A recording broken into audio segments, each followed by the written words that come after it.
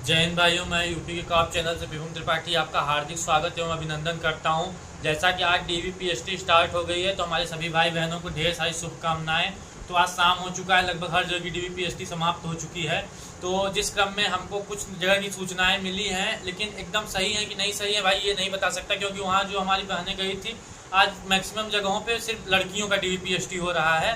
तो एक बहन मेरी चित्रकूट गई थी, वो मुझे कॉल उसका दोपहर में आया था, तो उसने बताया कि 55 बच्चों को बुलाया गया था चित्रकूट में, जिसमें से 53 बच्चे उस पर उपस्थित हुए थे और उसमें से 47 पास हुए हैं और 5 हाइट में फेल हुए हैं, एक वेट में फेल हुई है। उनका वेट बहुत ज़्यादा कम था, 32 या 33 किलो था, तो वो वेट में फेल हुई हैं। तो ये है चित्रकूट का डाटा। बाकी जगह का डाटा हमको जैसे ही मिलता है मैं अपने चैनल पे अपलोड कर दूंगा, आप लोग देख लीजिएगा। मुख्य बात ये आती है कि आप डॉक्यूमेंट में किस चीज़ में अनफिट हो रहे हैं या किस चीज़ में प्रोविजनली फिट किए जा रहे हैं। सबसे पहले आपके पास क्या होना चाहिए, किस प्रारूप में आप लगाइए। सबसे पहले आपके पास एप्लीकेशन फॉर्म होना चाहिए, जो विंडो ओपन है आप डाउनलोड कर सकते हैं। पासपोर्ट साइज रंगीन फोटो होना चाहिए, कम से कम 2 या 4 फोटो ले जाइए। 4 फोटो ले जाइए, 2 ही वहाँ पे लग रही है। उसके बाद फोटो युक्त पहचान पत्र, मतलब आधार कार्ड, ड्राइविंग लाइसेंस, मेन आधार कार्ड है, आधार कार्ड आप ले जाइए। आधार कार्ड उसमें आप लगाए भी होंगे, आधार कार्ड ले जाइए। हाई स्कूल की मार्कशीट हो गई आपकी, वो ले जाइए। इंटर की मार्कशीट है वो लेके जाइए, जो आपने उसमें अपलोड किया। अगर आपने ग्रेजुएशन लगाया तो अपनी ग्रेजुएशन भी ले जाइए। फिर बात आती है आपका जात प्रमाण पत्र, SC ST OBC सब यहाँ राज्य का लग रहा है। अगर आपने सेंट्रल का लगा दिया है तो आपको प्रोविजनली फिट करके जनरल में डाल दे रहे हैं, प्रोविजनली फिट नहीं कर रहे हैं। तो अगर आपने गलती से अपलोड कर दिया है तो उसका भी मैं समाधान आगे बताऊंगा। तब पहले ये है कि अगर आपने स्टेट का लगाया तो उसको लेके जाइए।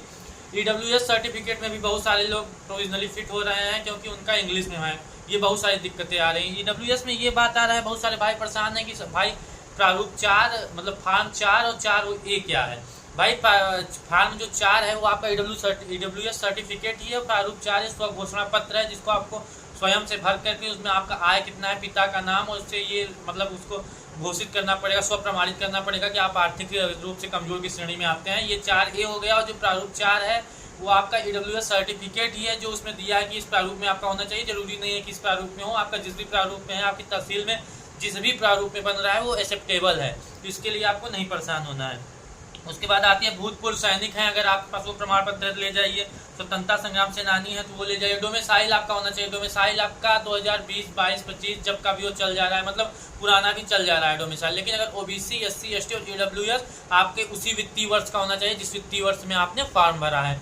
तो ये आपकी जो क्वेरी है खत्म हो गई। NCC का अगर सर्टिफिकेट है तो वो लगा दीजिए। और एक आपदा प्रमाण पत्र होता है, ये भी है, तो आप अगर उसमें लगाए हैं तो आप लगा दीजिए, ठीक।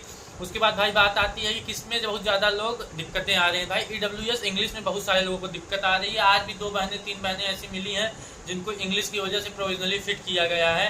तो भाई EWS जिन भी भाई बहनों का इंग्लिश में है वो लोग अपना एक ग्रुप बनाएं। अगर कहेंगे तो मैं आपके ग्रुप को नंबर इस चैनल पर डाल दूंगा, उसमें सब लोग जुड़ जाइए। और जैसे 50 से 60 लोग होते हैं तो 20-25 तारीख के आसपास आप लोग भर्ती बोर्ड जाइए, अपना एप्लीकेशन फॉर्म दीजिए, मतलब अपना एप्लीकेशन एक लिखिए कि हमारी इसमें गलती क्या है। हमारे यहाँ तहसील में अगर इंग्लिश में बन रहा है तो इसमें आपका कोई रोल नहीं है, तो आप वहाँ पे जाइए, आप अपना एप्लीकेशन दीजिए। पिछली बार भर्ती में भी यही हुआ था, 60,244 में हम लोग का इंग्लिश में था, तो वहाँ पे तो कोई दिक्कत ही नहीं आई थी। कौशाम्बी में हम लोग का DVPST था तो यहाँ पे कोई दिक्कत नहीं आई थी, एक्सेप्टेबल था। लेकिन इस बार दिक्कत आ रही। होमगार्ड वाले में भी हम लोग गए थे तो वहाँ पे जनरल में डाल दिए थे, एक भाई के इंग्लिश में था, तो इस बार दिक्कत आ रही है। वहाँ के जो SDM थे उनसे हम लोग जाके मिले भी थे, सर पिछली वैकेंसी में आप लोग ले रहे थे, इस बार क्यों नहीं ले रहे थे। तो उन्होंने कहा इस बार सख्त गाइडलाइन है कि इंग्लिश वाला सेंट्रल का है वो नहीं लिया जाएगा। आप लोग भर्ती बोर्ड जाना चाहे जा सकते हैं, लेकिन ये नहीं लिया जाएगा। बाकी आप लोग देख लीजिए। तो इस बार इंग्लिश वाला एक्सेप्टेबल नहीं है, तो इसलिए आप लोग परेशान न होइए, बस ग्रुप बनाइएगा और भर्ती बोर्ड के समक्ष अपनी बातों को रखिए तो वो जरूर सुनेगा।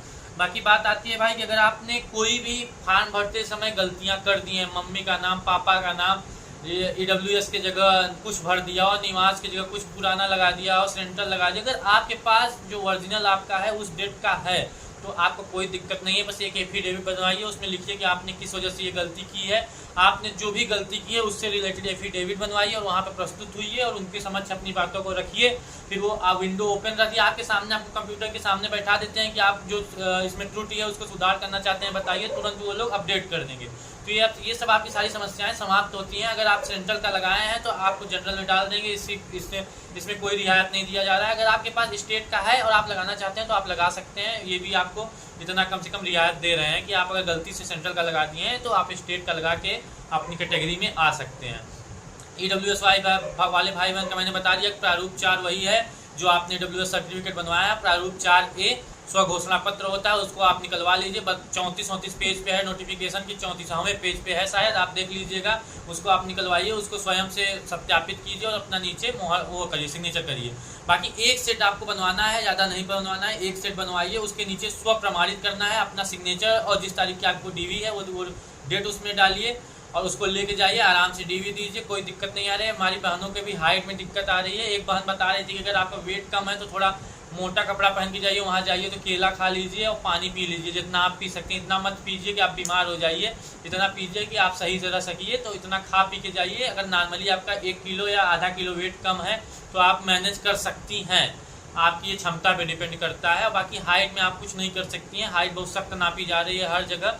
अगर आपकी हाइट कम है तो आपको दिक्कत हो सकती है। बाकी पॉजिटिव रहिए, जिस पॉजिटिव एनर्जी के साथ आप यहाँ तक आए हैं, हम भगवान से प्रार्थना करेंगे आगे भी आपको सकुशल इसमें पार हो जाइए, अपनी वर्दी को धारण करिए। बस भाई, और भी जो आपकी क्वेरी होंगी तो कमेंट में करिएगा, मैं उस पर भी वीडियो बना के डाल दूंगा। बाकी जहाँ का भी डाटा मेरे पास आएगा मैं शॉर्ट में अपलोड कर दूंगा, आप लोग देख लीजिएगा। अभी बहुत जगह का डाटा हमारे पास नहीं आ पाया है, इसलिए बहुत उसके बारे में बोलना उचित नहीं है। जैसे हमारे प्रयागराज का चित्रकूट, बांदा और कौशाम्बी, फतेहपुर, प्रतापगढ़, ऐसे जगह गया, अम्बेडकर नगर, हमीरपुर, झांसी, चंदौली, बनारस, लखनऊ, ये सब भी वाले भाई हैं। अगर जिसका भी डाटा हमको मिलता है हम तुरंत अपलोड कर देंगे। बाकी भाई इसी के साथ हम अपनी वाणी को स्टॉप करेंगे। 3 दिनों तक लड़कियों का चलेगा DVPST, लड़कों का 3 दिनों के बाद ही चलेगा। लेकिन ऐसा जरूरी नहीं है कि ऐसा ही हो, और सेंटरों पे लड़कों का भी आज हुआ है, तो ऐसा नहीं है कि अब पहले लड़कियों का ही होगा। लेकिन कोशिश करते हैं कि 3 दिनों के अंदर लड़कियों का समाप्त कर देते हैं। ठीक है भाई, इसी के साथ अपनी वाणी को विराम देंगे। जय हिंद, जय भारत। आप अच्छे से रनिंग अपनी करती रहिए।